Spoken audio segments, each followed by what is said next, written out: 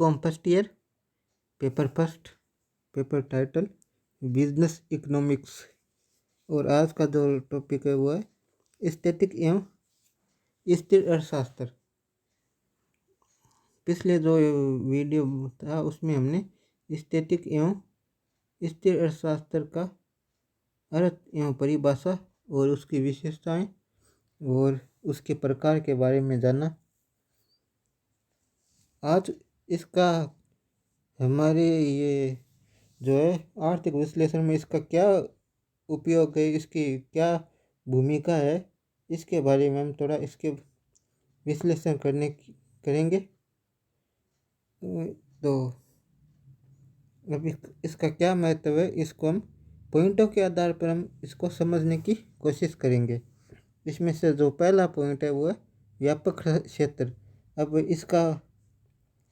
इस अर्थशास्त्र की बहुत सी विशेष सामग्री स्थिर अर्थशास्त्र की परिधि में आती है और कुछ चरों को स्थिर मान लेने से जटिल आर्थिक समस्याओं का विश्लेषण भी बहुत आसान हो जाता है, बहुत सरलता से हो जाता है। दूसरा, परिवर्तनशील अर्थव्यवस्था का समुचित विश्लेषण स्थैतिक अर्थशास्त्र की सहायता से संभव होता है। इसमें आर्थिक परिवर्तनों की प्रक्रिया स्वयं ही अत्यंत जटिल होती है, अतः इस परिवर्तन प्रक्रिया का वैज्ञानिक विश्लेषण परिवर्तनों को छोटी छोटी स्थिर अवस्थाओं में विभाजित करके किया जा सकता है।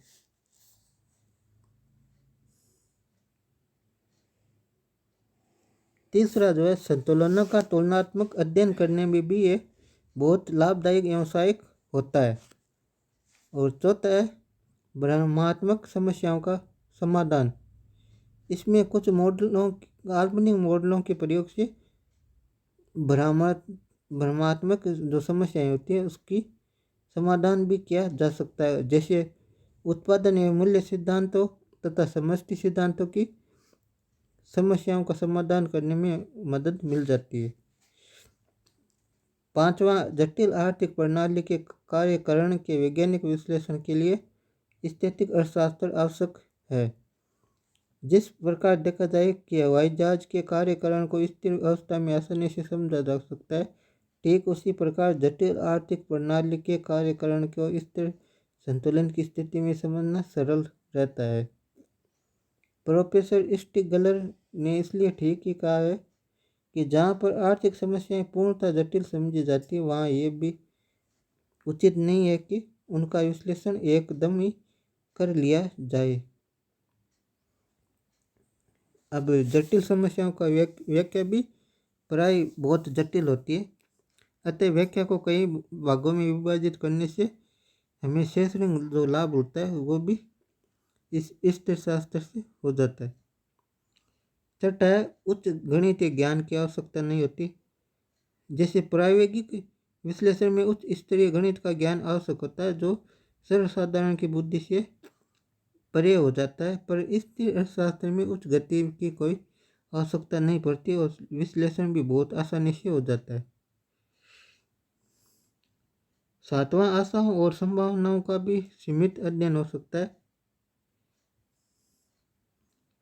इसमें यह भी आशाओं और संभावनाओं का क्षेत्र प्रायोगिक अर्थशास्त्र की विशेष सामग्री है, फिर भी कुछ परिस्थितियों में वर्तमान और भूतकाल की कई स्थैतिक अवस्थाओं के आधार पर वैश्विक गतिविधियों के संबंध में आशाएं संभावनाएं व्यक्त की जा सकती है। अब इसकी सीमाएं।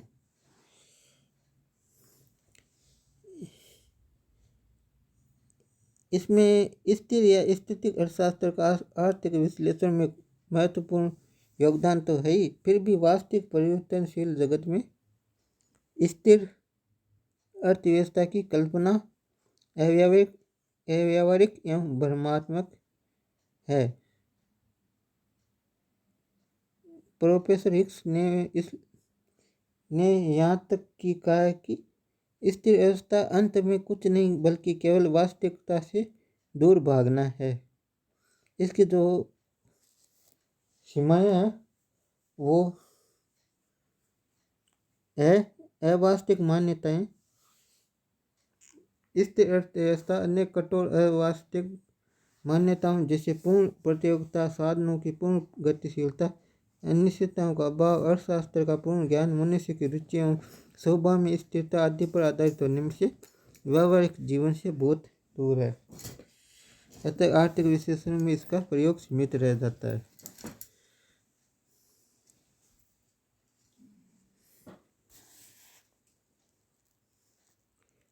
दूसरा है स्थिति काल्पनिक एवं भ्रमात्मक।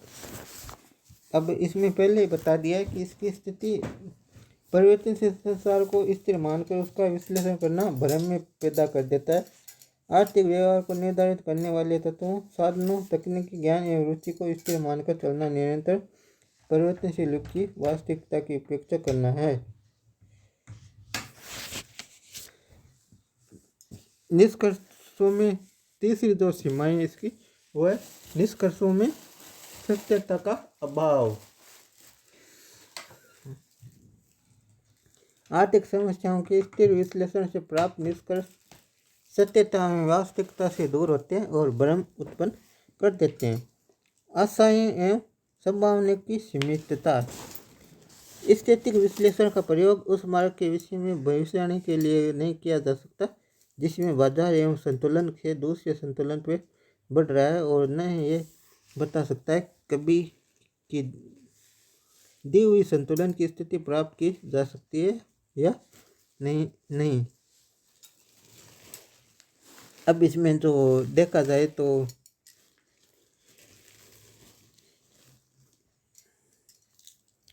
इसमें वास्तविक संसार की परिवर्तनशीलता के कारण स्थैतिक विश्लेषण का सीमित महत्व है। फिर भी प्रायोगिक विश्लेषण को समझने तथा जटिल अर्थव्यवस्था के कार्यकरण की जटिलता का विश्लेषण करने में जो स्थैतिक विश्लेषण का महत्वपूर्ण स्थान होता है।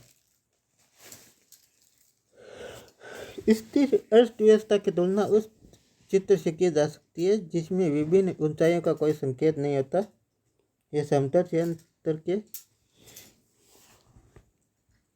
क्षेत्र के अध्ययन से में तो उपयोगी है, पर उस क्षेत्र की वास्तविक दशा, पर्वत, पठार, नदियां, उतार चढ़ाव आदि के अध्ययन में इस चित्र की उपयोगिता सीमित है।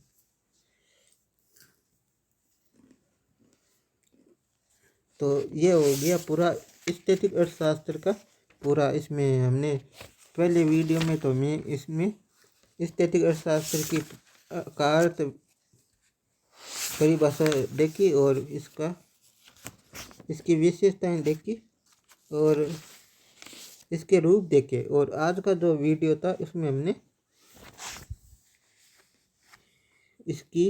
इसका महत्व देखा और इसकी सीमाएं देखी। ये अपने स्थैतिक अर्थशास्त्र का पूरा हो गया। अगला जो वीडियो होगा वो प्रायोगिक अर्थशास्त्र से संबंधित होगा। तो इसमें जो प्रश्न बनते हैं वो है वीडियो में स्थैतिक अर्थशास्त्र का विश्लेषण कीजिए या इस पर निबंध लिखिए।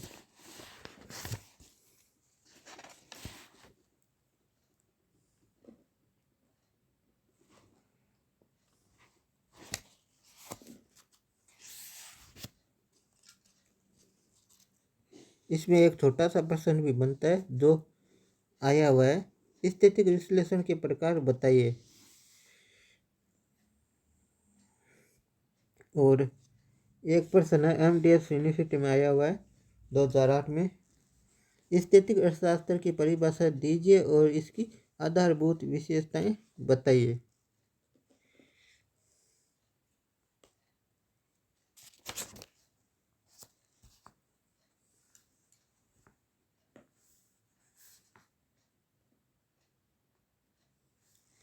और एक जो प्रश्न आया हुआ है बड़ा प्रश्न आया है वह स्थैतिक अर्थशास्त्र की परिभाषा दीजिए और उसके विभिन्न रूपों को उपयुक्त रेखाचित्रों सहित समझाइए। तो इस प्रकार ये प्रश्न बनते हैं स्थैतिक अर्थशास्त्र से संबंधित। और